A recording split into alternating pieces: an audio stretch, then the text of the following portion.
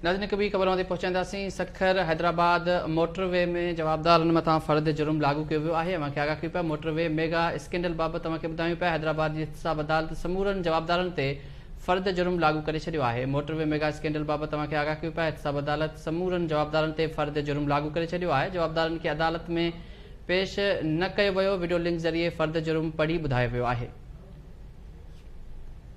ख़बर ते पहुचायूं पिया मोटरवे मेगा करप्शन स्कैंडल बाबति। नाज़रीन मूंखे आगाह कयो पिया हैदराबाद जी एहतसाब अदालत समूरनि जवाबदारनि ते फ़र्द जुर्म लागू करे छॾियो आहे। जवाबदारनि खे अदालत में पेश न कयो वियो। वीडियो लिंक ज़रिए फ़र्द जुर्म पढ़ी ॿुधायो वियो आहे। अव्हांखे आगाह कयो पिया मोटरवे मेगा स्कैंडल बाबति तव्हांखे ॿुधायूं पिया त जवाबदारनि मथां फ़र्द जुर्म लागू कयो वियो आहे। बिल्कुलु ख़बर शेयर कंदा हलूं हैदराबाद मां, जिते एहतसाब अदालत पारां मोटरवे मेगा स्कैंडल में लॻापियल जवाबदारनि खे हैदराबाद जी एहतसाब अदालत समूरनि जवाबदारनि ते फ़र्द जुर्म लागू कयो वियो आहे। अव्हांखे ॿुधां त मोटरवे मेगा स्कैंडल हैदराबाद जी एहतसाब अदालत पारां अव्हांखे ॿुधां जवाबदारनि खे अदालत में पेश न कयो वियो। वीडियो लिंक ज़रिए फ़र्द जुर्म पढ़ी ॿुधायो वियो आहे।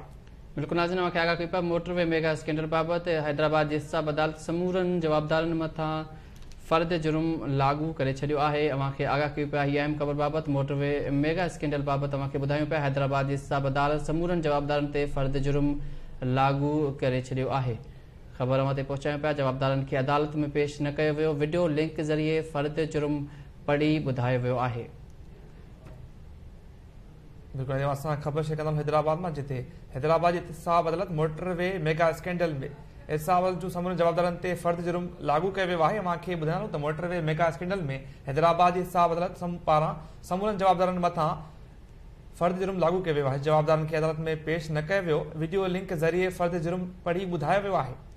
बिल्कुलु नाज़रीन मूंखे आगाह कयो पिया सखर हैदराबाद मोटरवे में अरबे रुपयनि जे करप्शन जो इंकशाफ थियो हो, जंहिंखां पोइ जांच जारी आहे। ही मोटरवे मेगा स्कैंडल बाबति तव्हांखे आगाह कयो पिया। हैदराबाद जी एहतसाब अदालत समूरनि जवाबदारनि ते फ़र्द जुर्म लागू करे छॾियो आहे।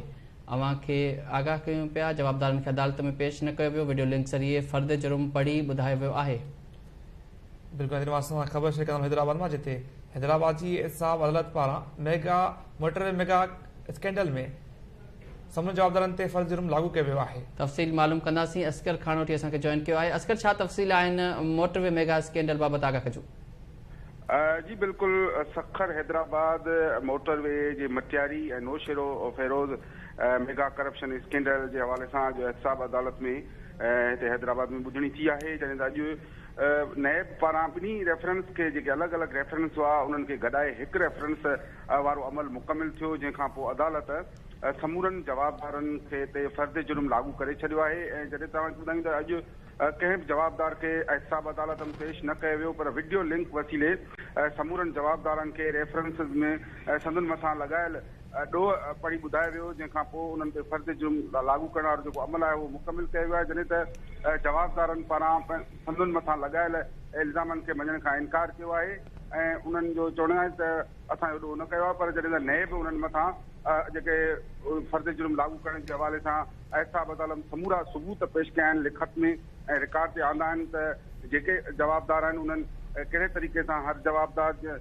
मुलविस आहे हिन ॾोह में, त उनजा समूरा सबूत ऐं दस्तावेज़नि समेत एहतसाब अदालत में जमा करे छॾिया आहिनि। जॾहिं त अॼु वकीलनि जेके जवाबदारनि जा वकील आहिनि उहे अदालत में पेश थिया, जिन अदालत आॾो वीडियो लिंक वारे मामले ते बयानु वठण ते एतिराज़ कयो, पर अदालत चयो त जीअं त अॼु जवाबदारनि खे अदालत में न आंदो वियो आहे, नैब पारां उन ते माज़रत कई वई आहे, तंहिं करे अदालत जो वक़्तु ज़ाया करण खां वीडियो लिंक जे वसीले ई अॼु जवाबदारनि खां बयानु वरितो वञे थो ऐं उन्हनि खे फ़र्द जुर्म वारो जेको अमल आहे उहो पढ़ी ॿुधायो वञे थो, जंहिंखां पोइ अदालत ईंदड़ ॿुधणी 14 मार्च ताईं मुलतवी करे छॾी आहे। जी, वॾी महिरबानी असकर खानोटी तफ़सील ॾियण जे लाइ।